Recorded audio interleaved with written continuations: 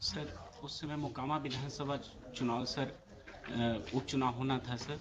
उसमें सर बहुत सारा हम लोगों को इनिशिएट करना पड़ता है right from the after announcement of the election and after the conclusion of election. इस पीरियड में सर जो प्रिवेंटिव एक्शंस के तहत प्रोसीडिंग्स इनिशिएट करने पड़ते हैं सर। कोई तो बेसिस होगा ना एसडीएम साहब। सर ऑन द रिपोर्ट हम भी उस गांव के अगर रेसिडेंट हो, मान लीजिए हमारे गांव में एक थाना हो और हम वहां के रेसिडेंट हों, तो हमारे खिलाफ 107 प्रोसीडिंग करने के पहले कुछ तो आप ख्याल रखेंगे हमारी इज्जत का भी। कोई रिपोर्ट आपके पास होनी चाहिए कि मेरा ये चरित्र है, हमने ये जो है गांव में उत्पात मचा रखा है या लॉ एंड ऑर्डर प्रॉब्लम है। तो ऐसी स्थिति में आप समझ सकते हैं कि कोई आशंका आपको होगी, कोई ऐसा विश्वास होगा कि यहाँ पर कोई घटना घट सकती है। ये जो लोगों के खिलाफ 107 आपने शुरू किया, इनके बारे में क्या इनपुट्स थे आपके पास? On the basis of police reports, sir, that has been. But police report is nowhere showing any input. Please come to your records. खोलिए जरा रिकॉर्ड्स। डमी नहीं रखा वहाँ, डमी रिकॉर्ड नहीं रखा है। ओरिजिनल जो भेजा यहाँ, तो डमी रिकॉर्ड्स वहाँ नहीं है इनके पास। कोई बात नहीं, इसमें से निकालिए रिकॉर्ड्स। कहाँ है वो? दीजिए उनको थोड़ा। हाँ हाँ, please look into your record.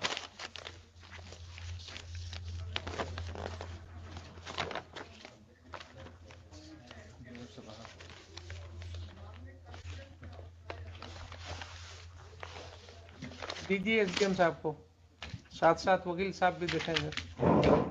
आपने जो पहले डेट की जो तारीख में लिखा है, उसमें देखिए क्या मटेरियल था आपके सामने 107 का प्रोसीडिंग इनिशिएट करने का। सर थानाध्यक्ष सामियागढ़ ओपी द्वारा 18/22 के प्रतिवेदन जो धारा 107 दंड प्रक्रिया संहिता के अंतर्गत कार्रवाई हेतु प्राप्त है एवं अनुमंडल पुलिस पदाधिकारी बाढ़ द्वारा अग्रसारित है का अवलोकन किया गया। प्रतिवेदन के अवलोकन से प्रतीत होता है कि आगामी विधानसभा चुनाव 2022 के अवसर पर विधि व्यवस्था की समस्या उत्पन्न करने की संभावना के कारण स्थिति काफी तनावपूर्ण है। अतः मैं प्रतिवेदन से संतुष्ट होकर उपरोक्त कारणों को लेकर किसी भी समय अप्रिय घटना घट सकती है और बलवा हो सकता है, जिसके कारण मेरे क्षेत्राधिकार में शांति भंग हो सकती है। अतः दंड प्रक्रिया संहिता की धारा 107 के अंतर्गत कार्रवाई प्रारंभ करता हूँ। वित्तीय पक्षों को नोटिस निर्गत करें कि क्यों नहीं 1 वर्ष तक शांति बनाए रखें। ये तो ऑर्नामेंटल लैंग्वेज है सब। ये आप भी लिखेंगे या आपके क्लर्क ने लिखेंगे, वो आप सिग्नेचर। जरा रिपोर्ट देख लीजिए, प्रतिवेदन जिसके आधार पर आप कर रहे हैं। सर सादर सूचित करना है कि द्वितीय पक्ष के अंकित लोगों के द्वारा बिहार विधानसभा उपचुनाव 2022। प्रथम पक्ष कौन है? प्रथम पक्ष सर स्टेट है सर। स्टेट हो गए प्रथम पक्ष। पढ़िए द्वितीय पक्ष का। द्वितीय पक्ष सर 10 लोग हैं सर। हाँ छोटू सिंह। ठीक है, नाम छोड़ दीजिए, आगे पढ़िए क्या लिखा।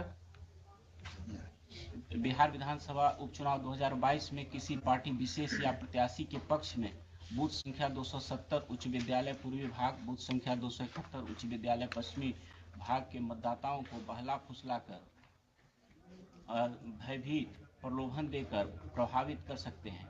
इनके द्वारा कर सकते हैं, तो ये तो 10 नाम दिया। आपकी इच्छा होती है, आपके एसपी साहब की इच्छा होती है कि 5 नाम और जोड़ दो, तो 15 हो जाता। इन सब लोगों का क्या रिकॉर्ड ऐसा है जिसके आधार पर आपके ओपी से ये सूचना, ये प्रतिवेदन दी गई?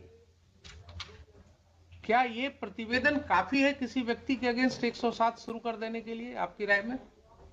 सर नोटिस के उपरांत पहले ये बताइए ना, आपको माइंड अप्लाई करना था ना। एक प्रतिवेदन आया आपके पास,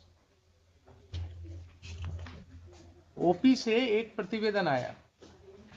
उस प्रतिवेदन के साथ किसी भी व्यक्ति का कोई क्रिमिनल हिस्ट्री नहीं लगा हुआ है। उस प्रतिवेदन में कहीं नहीं कहा गया है कि हाँ ये व्यक्ति पास्ट में भी इसने कभी कोई ऐसा दंगा फसाद किया है या किसी लड़ाई झगड़े में इसका नाम पड़ा है, नहीं है ना। तो ऐसा क्यों नहीं माना जाए कि आपने वहां एक दहशत फैलाने के लिए कुछ लोगों का नाम लिख करके उनको भयभीत करने के लिए आपके पुलिस ऑफिसर ने एक रिपोर्ट बनाया, आपको भेजा और आपने उस पर दस्तखत करके 107 शुरू करा दिया। किसी व्यक्ति के खिलाफ 107 का प्रोसीडिंग अगर शुरू हो रहा है तो क्या उसके ऊपर एक दाग नहीं लग रहा है? आप सिर्फ ये मुझे बताइए। अगर आपके रिकॉर्ड पर, आप गए थे परीक्षा देने ना बिहार एडमिनिस्ट्रेटिव सर्विस की, आपके ऊपर अगर 107 की एक कार्रवाई का जिक्र आपके रिकॉर्ड में होता तो अपने परीक्षा फॉर्म में आपको लिखना पड़ता कि नहीं पड़ता कि पूर्व में 107 में कार्रवाई हुई है मेरे अगेंस्ट? जरा मेरे सवाल का जवाब दीजिए, लिखना पड़ता कि नहीं? इंटरव्यू होता, उसमें जो लोग होते वो आपसे पूछते ना कि अच्छा ये 107 क्यों हुआ आपके ऊपर, क्या जवाब आप देते?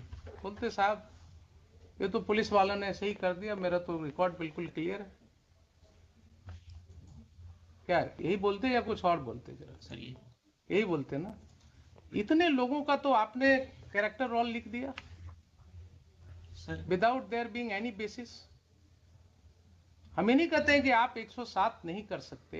इन appropriate cases yes you should do, you can certainly do it, but इतने लोगों के खिलाफ 107 का नोटिस देने के पहले क्या आपको आश्वस्त होने की जरूरत नहीं थी कि हाँ इसमें से किसी व्यक्ति के विरुद्ध कोई शिकायत है, किसी ने कभी कोई लॉ एंड ऑर्डर ब्रेक किया है, किसी ने पूर्व में कहीं पिछले इलेक्शन के दौरान कहीं कोई दंगा फसाद किया है, ऐसी कोई रिपोर्ट है उस ओपी में? बताइए। सर इनिशिएशन ऑफ प्रोसीडिंग में सर हम उनसे पूछते हैं कि क्यों ना आपसे सर ये लिया जाए बॉन्ड सच्चरित्र का। इससे सर हमने उसको कभी भी प्रोसिक्यूट नहीं किया। बॉन्ड लेने की बात है ना सर, आप उनको बोलते हैं कि साहब क्यों न जरा 107 निकाल ही लीजिए ना, क्या है आइए जरा, कुछ पढ़ाई लिखाई भी हो जाएगी इसी बहाने।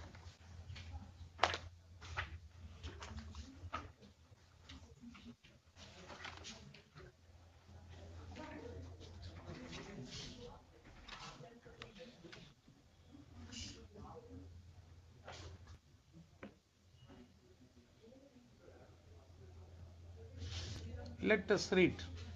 पढ़िएगा आप या वकील साहब पढ़ें, जो भी इच्छा हो आप पढ़िए।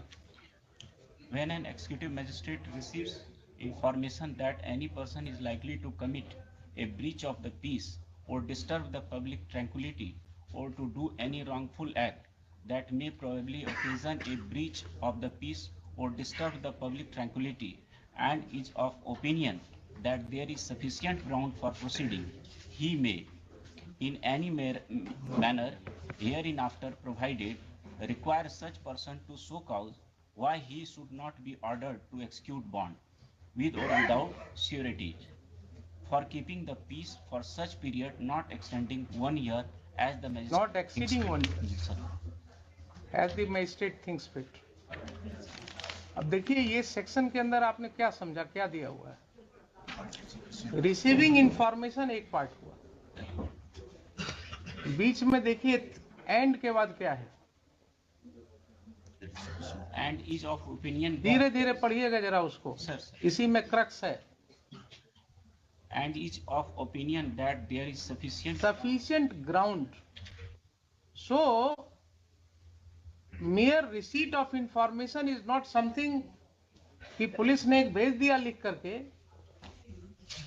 and you will put a signature, आपका वो जो है क्या है, वो बेंच ऑफिसर या आपका पेशकार जो है वो बोला साहब बना दिया हमने, अब दस्तखत कर दिया जाए, आपने दस्तखत